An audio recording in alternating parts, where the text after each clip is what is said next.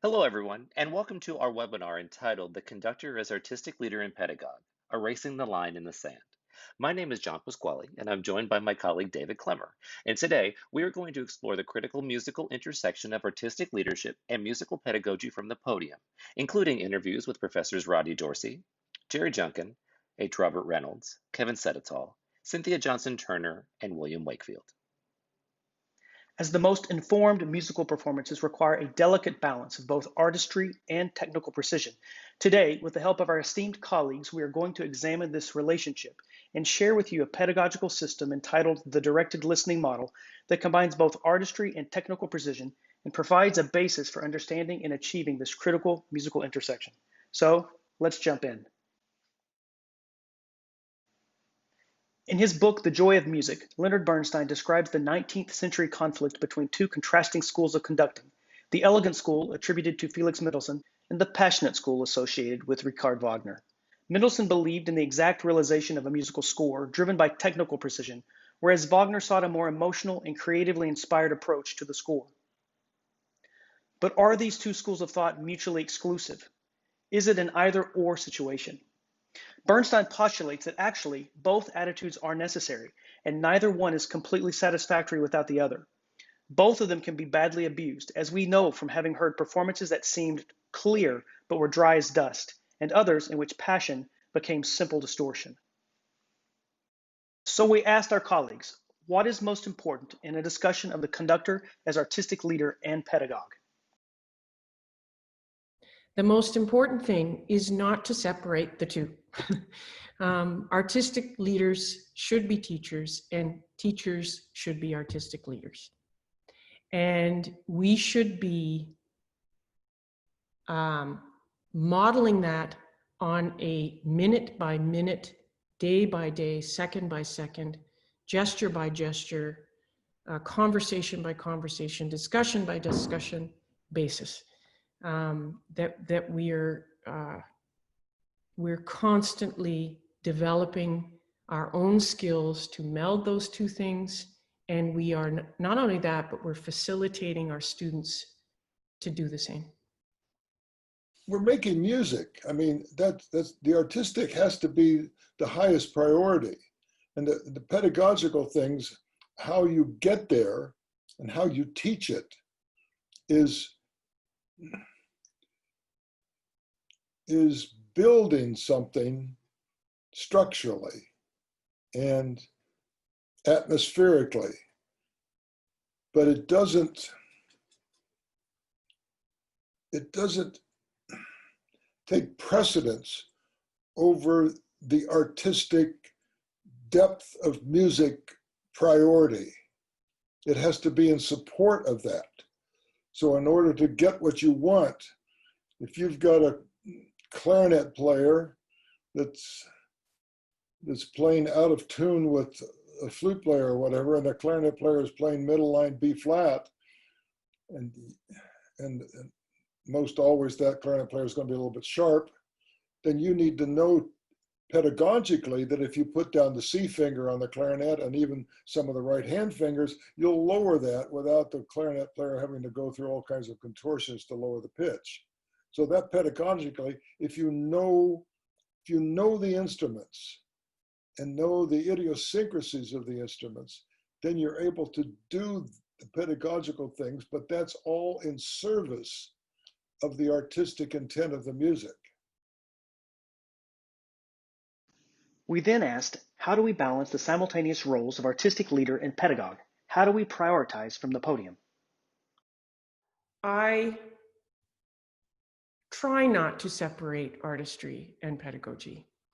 So when you ask, what do I prioritize on the podium in terms of what I'm listening to or what I'm hearing or what's coming back to me, that really depends on how I and how we as an ensemble have prioritized what we're going to learn and what we want to learn.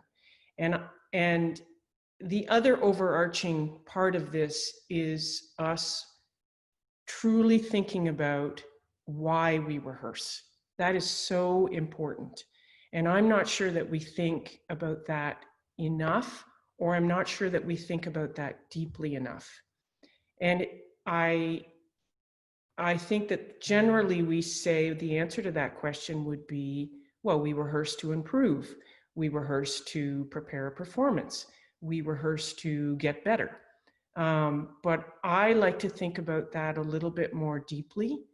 And I try to instill that sense of community in an ensemble so that we are thinking all of the time that we rehearse to learn how to deeply listen to each other, to ourselves, to the ensemble. We rehearse to take risks. We rehearse because we want to create an environment that is truly safe, where we can take risks, musical risks.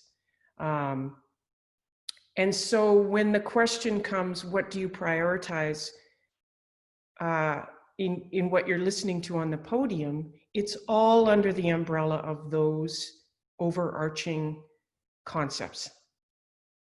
My priority is to hear what's really going on. And so I try to keep my internal noise down in rehearsal, which is sometimes not easy to do, especially when you have a strong view yourself of how a particular piece is supposed to go. But I want to make sure, so every rehearsal I do is recorded. At UT, it's not recorded in Dallas.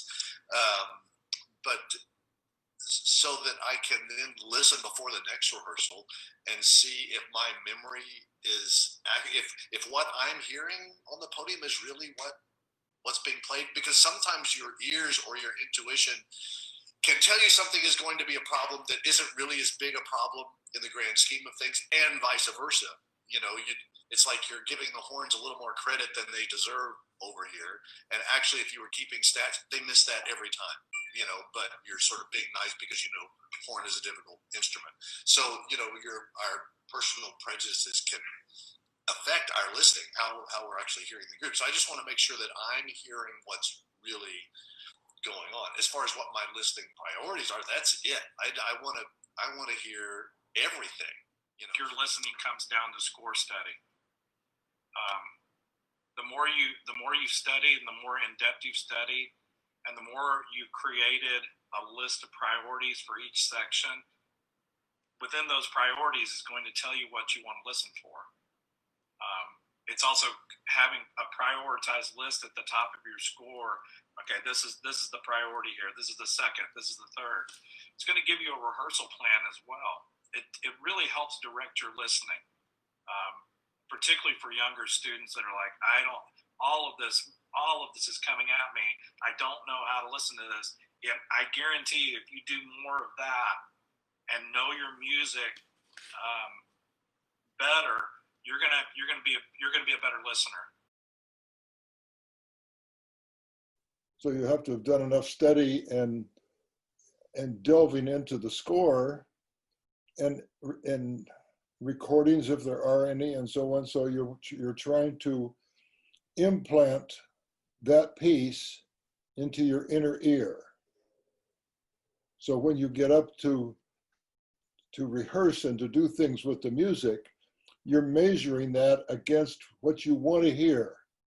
So you have to actually hear what's going on, and then you have to measure that against what is ideal. Be the best musician you can possibly be. And that you're not there yet. None of us are, right? So we're just constantly trying to get better. And you do that by training your weaknesses, not your strengths. You have to constantly train your weaknesses as a musician. We did this, or we should have done this, when we were in the practice room in our undergrad, right? High school and undergrad. But we don't.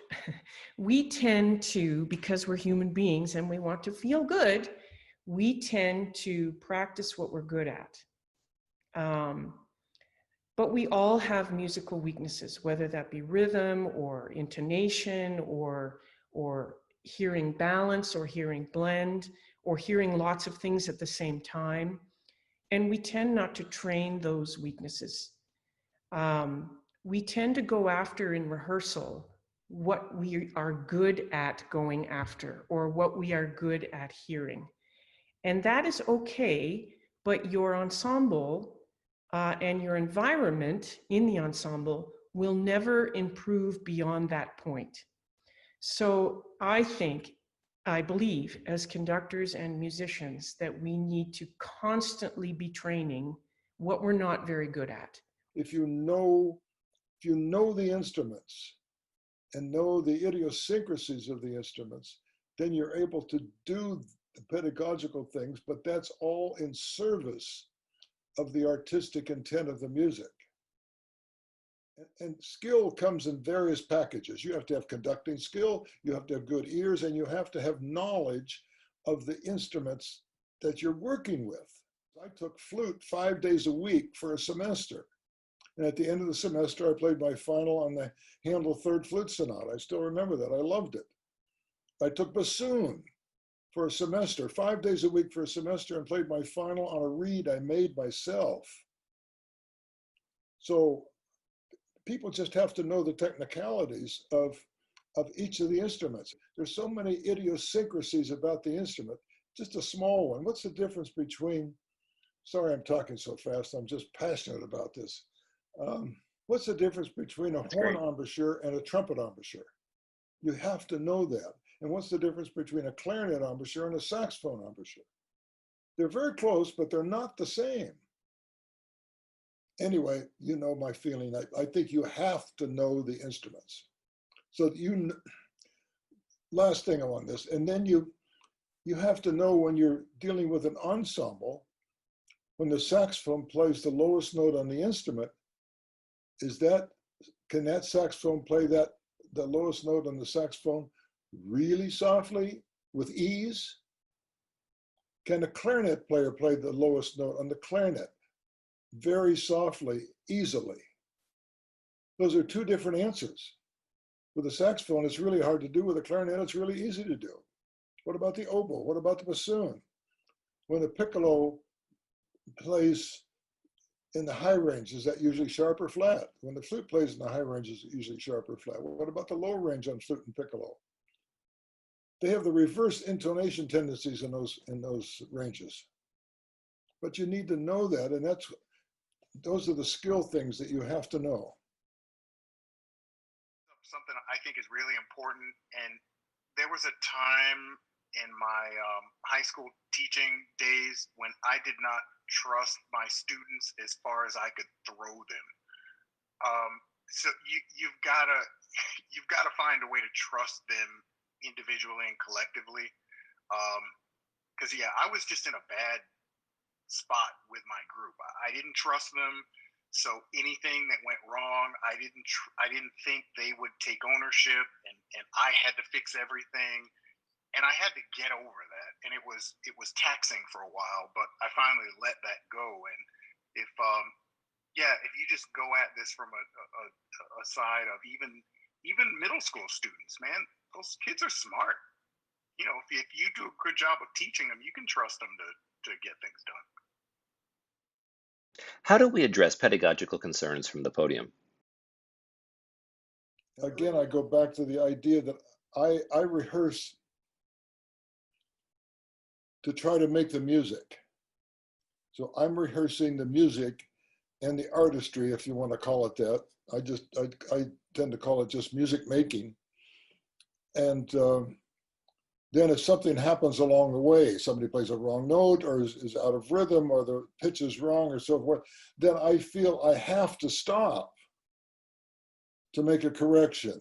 I don't really want to. I feel like I've interrupted my momentum in the making of the music, but I can't just let it go by.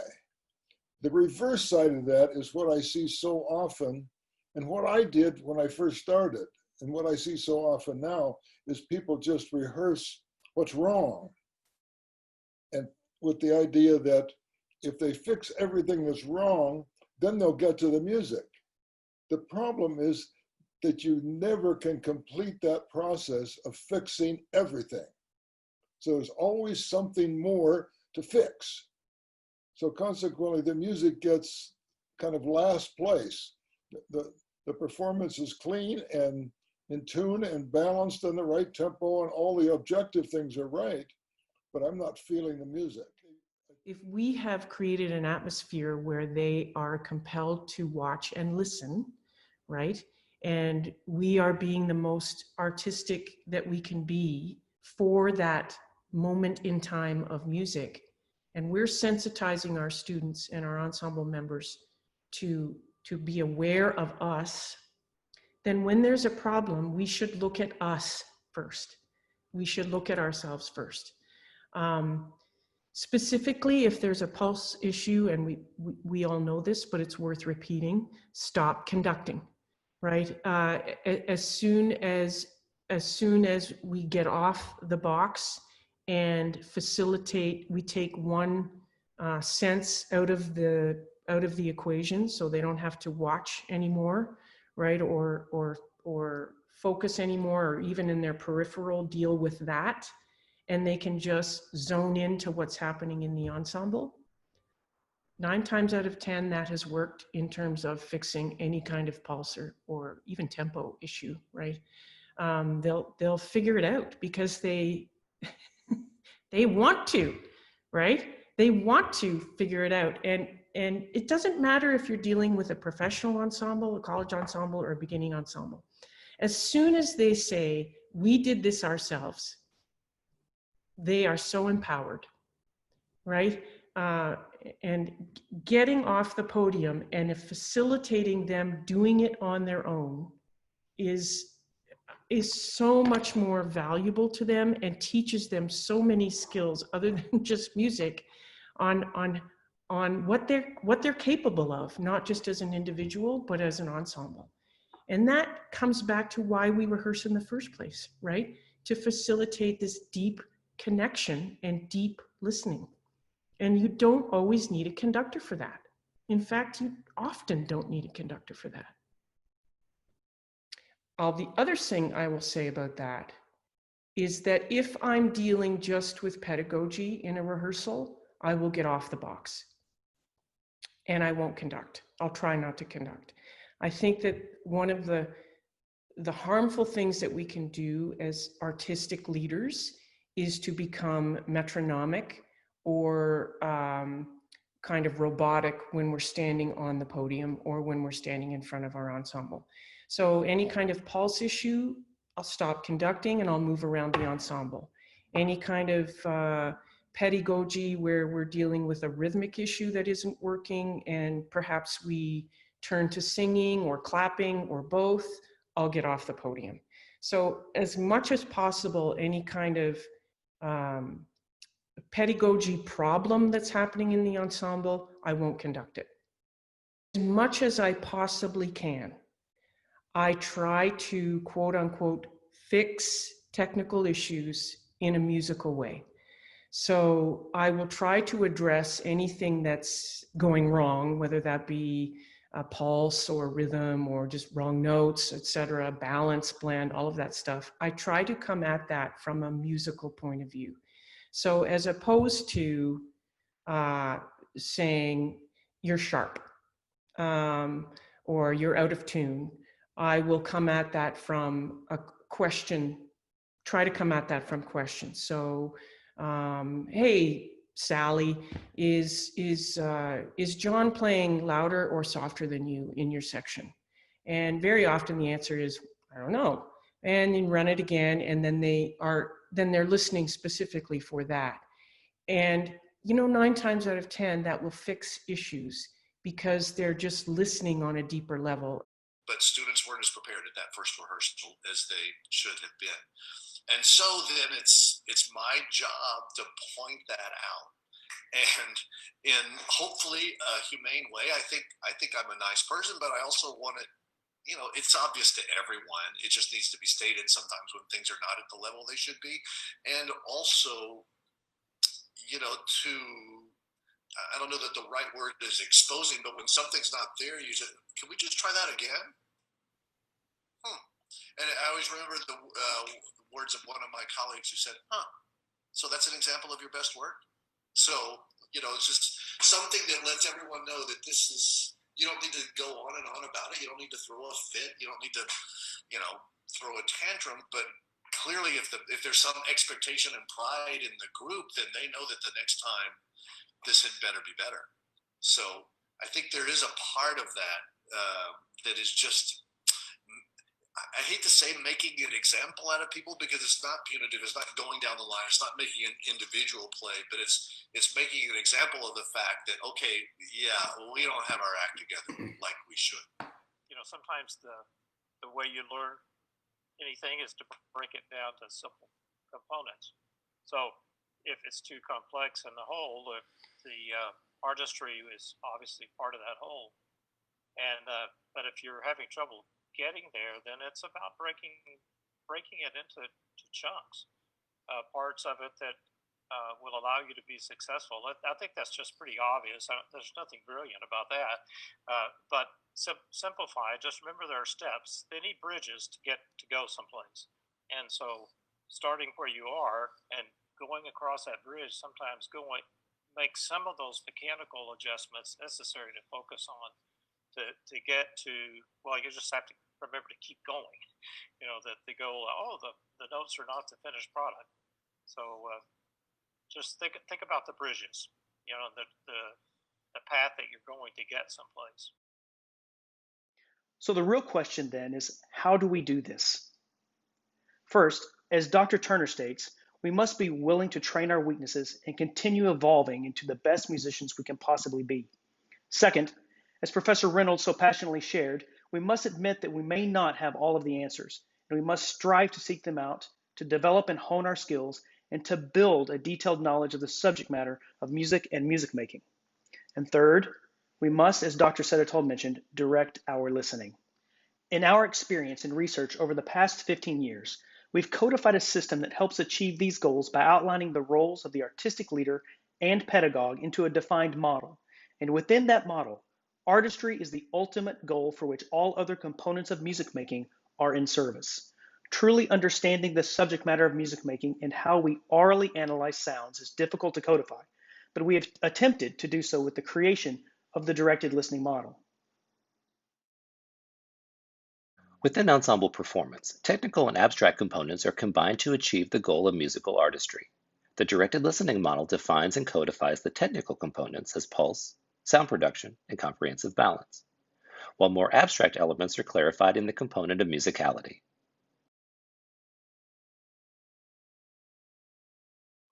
To assist in conceptualization, the directed listening model is represented in the form of an atom, with musicality at the nucleus. Artistry occurs at the nuclear intersection of abstract musicality and conceptual musicality, as it is the ultimate goal of any musical performance. The technical components of the model revolve around the nucleus and contribute to artistry.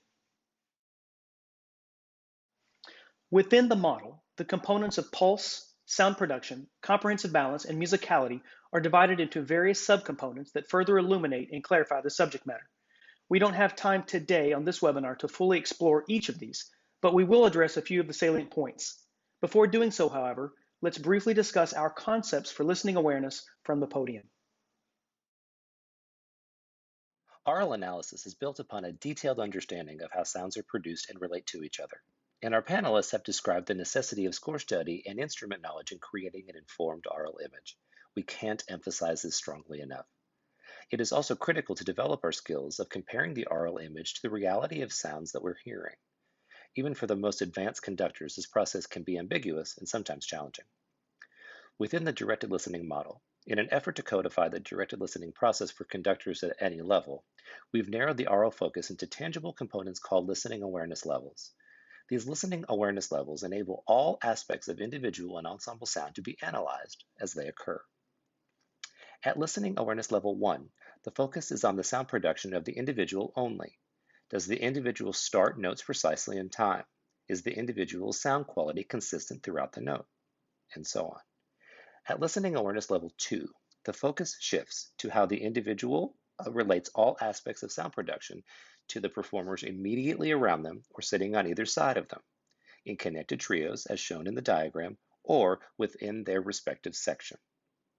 At listening awareness level 3, the focus expands to include how sections then relate all aspects of sound production across the full ensemble. The use of these three listening awareness levels allows us as conductors to address all aspects of the directed listening model from the micro to the macro, starting with the component of pulse. The concept of pulse is foundational to everything we do as conductors and musicians, from gesture to the production, the relation, and musical crafting of individual and ensemble sounds. Quite simply, to efficiently and consistently achieve maximum artistry, all sonic events must be aligned and occur at a defined moment in time. In an effort to codify a common vocabulary for both the conductor and performers, the subject matter of musical time, or specifically pulse, can be divided into three subcomponents. And they are 1, the even flow of time and sonic space, 2, pulse and subdivision, and 3rd is rhythm. Within the passage of time, music occurs in defined intervals, and the time period between these intervals we refer to as sonic space. Conceptually, both sonic space and intervals of sound and silence we have defined as rectangles, as shown here.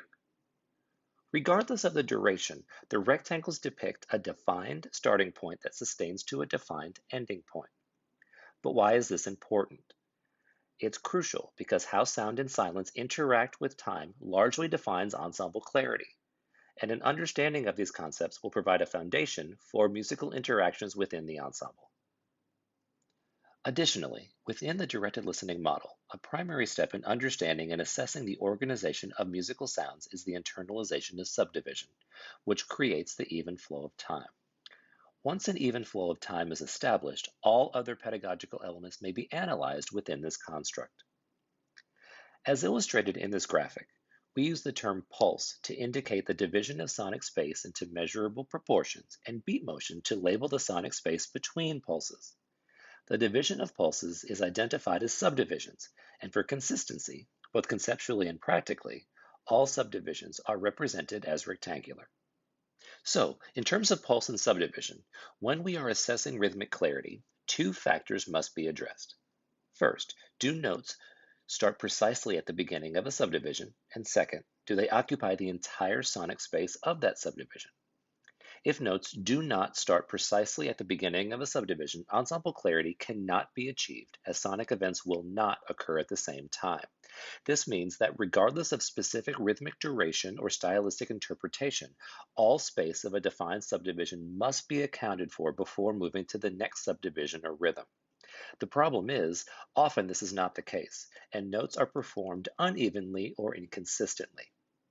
The graphic that you see here demonstrates this issue.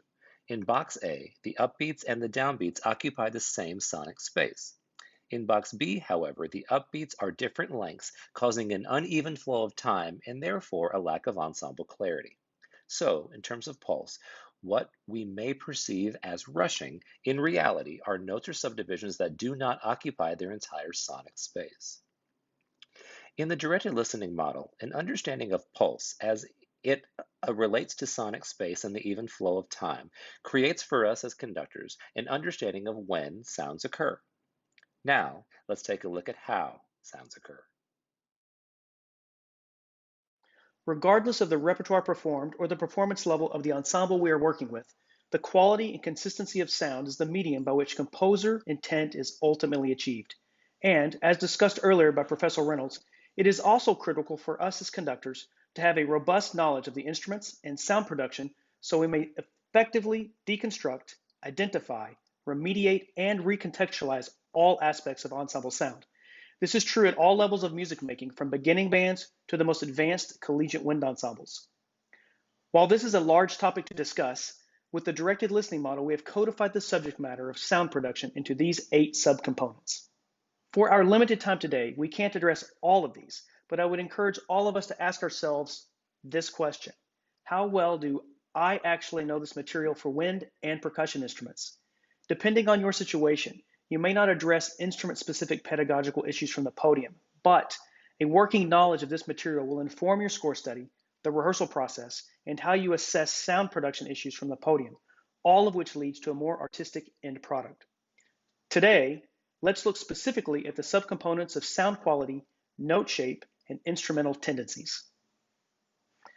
Ensemble clarity is relatively impossible without characteristic sounds, so we must always be mindful from the podium of the quality of every sound that is being produced at the individual level. Performers must also be aware and produce a centered sound with maximum resonance, which is achieved through a balance of proper airstream, embouchure, tongue position, and in some cases, instrument angle or mouthpiece pressure.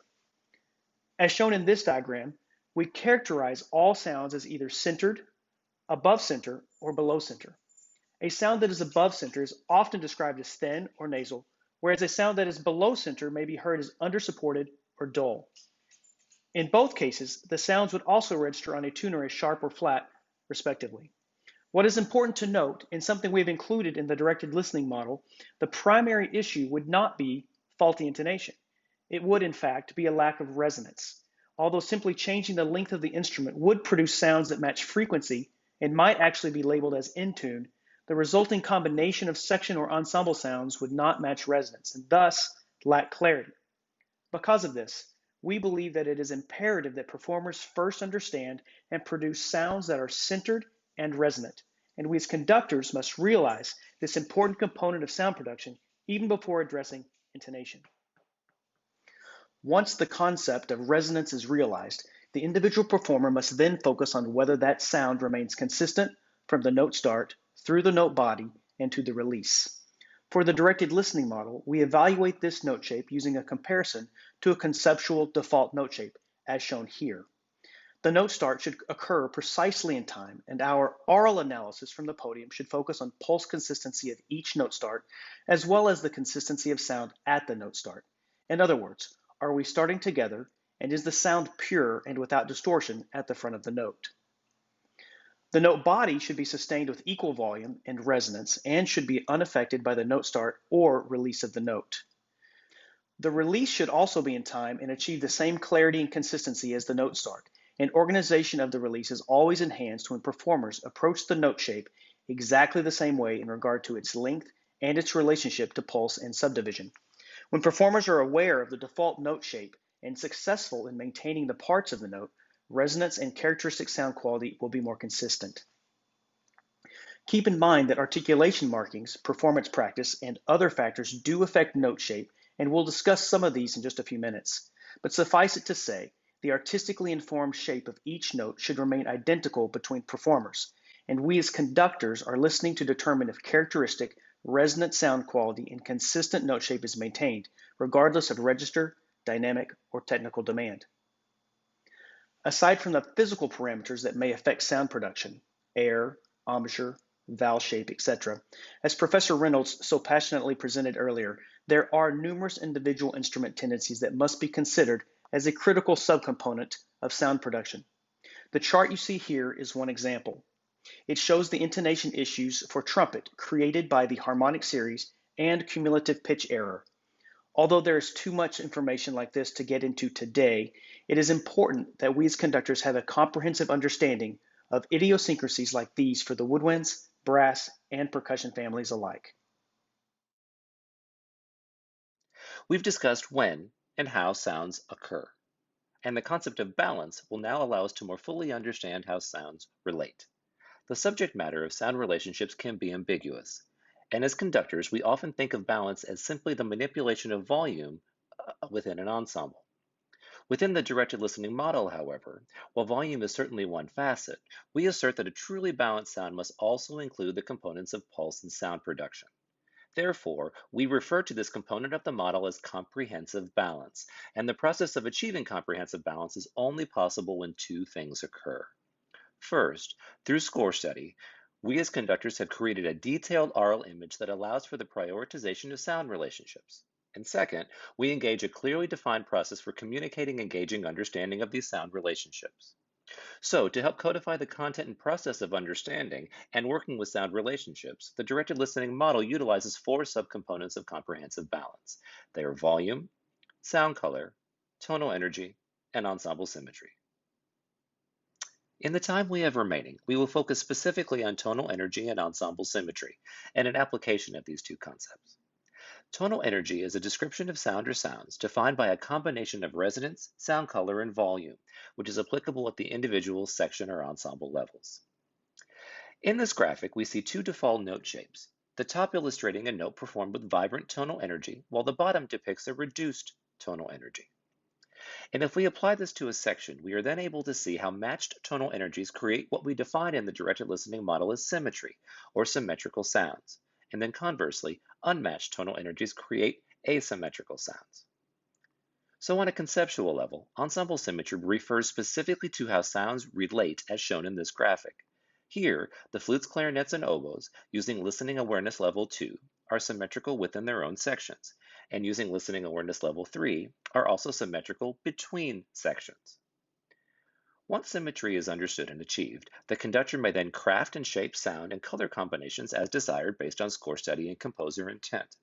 And when one instrument or color is emphasized or de-emphasized within the context of symmetry, everything else will then support the desired colors symmetrically. So let's look briefly at a score excerpt and apply these concepts to 4 measures from the Strauss Serenade for Winds. As we begin, it's important to re-emphasize that score study is a critical component of creating artistry. Understanding how to organize sound colors within an ensemble per composer intent is a skill set of the utmost importance and only achieved through informed score study. As we look at the score from a comprehensive balance perspective, we as conductors must first determine the specific musical functions of sound. Although there may be additional functions, for the directed listening model, we have codified the basic functions as melodic, countermelodic, harmonic, and rhythmic. Then in a second step, we assign specific roles of sound color to the defined musical function. The directed listening model utilizes 3 general roles of sound color defined by composer intent or desired interpretation, and they are primary color or colors, secondary color or colors, and supportive color or colors. Here is our interpretation of these measures using the directed listening model as a guide, and if we show this graphically, we can see our interpretation more clearly. The primary colors, which we've defined as oboe and horn 1 and 2, should be heard most prominently and support each other symmetrically as a fulfillment of their melodic function. The secondary colors, defined as flute 1 and 2, clarinet 1 and 2, horn 3 and 4, bassoon 2, and contrabassoon, should be less prominent than the primary colors and symmetrically support each other as follows. Flute 1 and 2 should be the most prominent within their assigned countermelodic and harmonic function, and all other voices should support each other symmetrically within their respective functions. Voices with countermelodic function should be heard more prominently than voices with harmonic function, and the rhythmic component or supportive color is the least prominent. The concept of symmetry, when coupled with musical function and roles of sound color, will help achieve maximum tonal energy and artistry within each individual voice, while also allowing for each voice to understand and support the others as assigned in a meaningful and tangible way. Thus far, we've addressed the mechanics of music making through the concepts of pulse, sound production, and comprehensive balance, each of which are integral to the understanding and realization of our final component, musicality. The abstract nature of musical interpretation may differ from person to person or from piece to piece, but whatever musical decisions we make for maximum artistry, they must be agreed upon and performed uniformly across the ensemble. This uniformity allows for the outgrowth of concrete musical concepts that serve to reinforce the overall artistic product, while also providing a conceptual basis for the future musical decisions.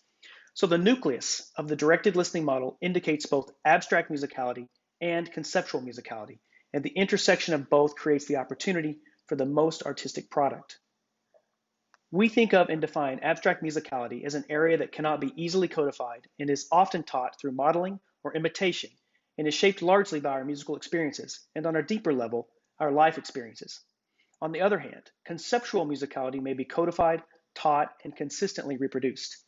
Although other categories may exist or be developed for the specific needs of the ensemble or repertoire, we've divided conceptual musicality into the subcomponents of articulation, dynamics, and phrasing. For today's webinar, we'll focus on articulation and the first subcomponent of phrasing, which is forward motion and musical emphasis. Similar to speech, where articulation shapes distinct spoken sounds, articulation within music defines note shape and is informed by articulation markings. As there are various note shape possibilities, a codification of articulation allows for greater performance uniformity and rehearsal efficiency. Earlier, we introduced a default note shape represented graphically as a rectangle with a defined note start, note body with consistent tonal energy, and a release. We also established that this default note shape functions within the even flow of time and must occupy all of the assigned sonic space. Thus, within the directed listening model, articulation is defined and graphically conceptualized by the manipulation of the default note shape within time. Fundamentally, notes without articulation markings are assumed to be full value and would therefore be represented using the default rectangular note shape without manipulation, as seen here. By adding to or subtracting from the default note shape, we may effect changes of articulation that reflect a desired sonic alteration, specifically at the note start by manipulating the tongue or air, during the note body by adjusting volume, or at the note ending by changing the note's length or shape.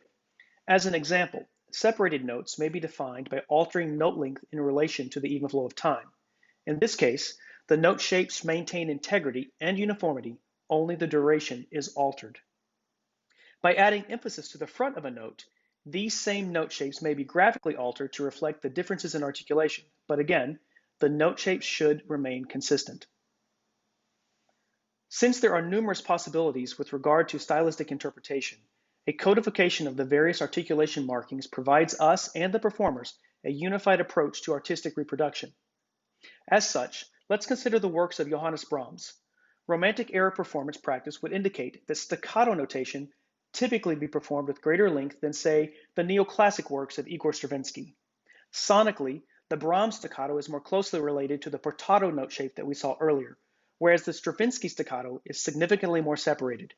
In both cases, however, the sonic outcome must relate to the articulation markings, and codification serves to clarify the musical interpretation, ensuring greater performance consistency. So within the directed listening model, any articulation may be defined and graphically conceptualized as an alteration of the default note shape within time, the goal being uniformity and consistency across the ensemble. Due to the propensity for multiple interpretations, musical phrasing is often defined as an intimately personal set of choices, driven by human emotion and enabled by musical discovery through score study. But although personal choice may dictate the more abstract areas of phrasing, there are elements that may be conceptualized and thus codified for artistic realization. Within the directed listening model, we have conceptualized forward motion and musical emphasis and how these may inform phrase structure and musical direction. As mentioned earlier, all notes must function within the even flow of time. However, it is common for downbeats to be perceived as strong while upbeats are perceived as weak, which is diametrically opposed to our goal of creating notes that are equal. So, it's necessary to apply some amount of musical emphasis to the upbeat, which will ensure that the upbeat occupies the same sonic space as the downbeat, as well as create musical forward motion by leading the upbeat to the downbeat. This concept of forward motion that we've illustrated using eighth note subdivision may then be applied internally to notes of greater value. For instance, in a group of quarter notes, forward motion is conceptually applied by realizing the eighth note structure and the resultant leading qualities of the smaller subdivisions. Due to the meter, however, a natural agogic emphasis may also be perceived in varying degrees on downbeats, even with an awareness of the internal eighth note structure. In a 4/4 measure, the downbeats of 1 and 3 are typically perceived as strong beats, while 2 and 4 are perceived as weak beats. If we leave these alone, the combination of strong and weak beats may result in notes of unequal tonal energy and a musical phrase that lacks forward motion. To counteract this natural metric construct, the weak beats are given stronger emphasis and direction such that 2 leads to 3 and 4 leads to 1, as shown here. If applied to multiple measures, a conceptual approach to phrasing begins to emerge that maintains forward motion within longer phrases. Considering the strong and weak beat implications of both the metric structure and the internal eighth note subdivisions, the leading quality of beats 2 and 4 serves to obfuscate the metric structure, therefore rendering the bar lines less disruptive within the musical phrase, and we begin to see a pattern of note groupings emerge. And if we take this all a step further, we may combine the conceptual ideas of forward motion, musical emphasis, and the note grouping pattern, apply them to a melody, and realize an informed, conceptual approach to musical direction and phrasing, as we see here with this simple children's tune. So that's an overview of the directed listening model, our humble effort to address the critical musical intersection that exists between artistic leadership and musical pedagogy from the podium. As conductors, we all live within these two defined roles. As artistic leaders, we utilize a multitude of musical skills while simultaneously employing a gestural vocabulary to achieve the desired artistic response. And as ensemble pedagogues, we utilize ensemble rehearsal techniques in conjunction with aural analysis of live sound. But to achieve the most artistic performances possible, we as conductors must be fluent in both roles, as we can't have one without the other, or at least we shouldn't. As Dr. Turner stated so eloquently, artistic leaders should be teachers, and teachers should be artistic leaders, and the metaphorical line that exists between the two must be erased. The question is, how? As our esteemed colleagues admonished, we must train our weaknesses, develop our skills, direct our listening, and always place artistry at the center. While realizing these four is an ongoing and significant undertaking, we believe that having a plan and using a method is critical, and the directed listening model was created to serve this exact purpose. We aren't suggesting that you use it, although we would love it if you did.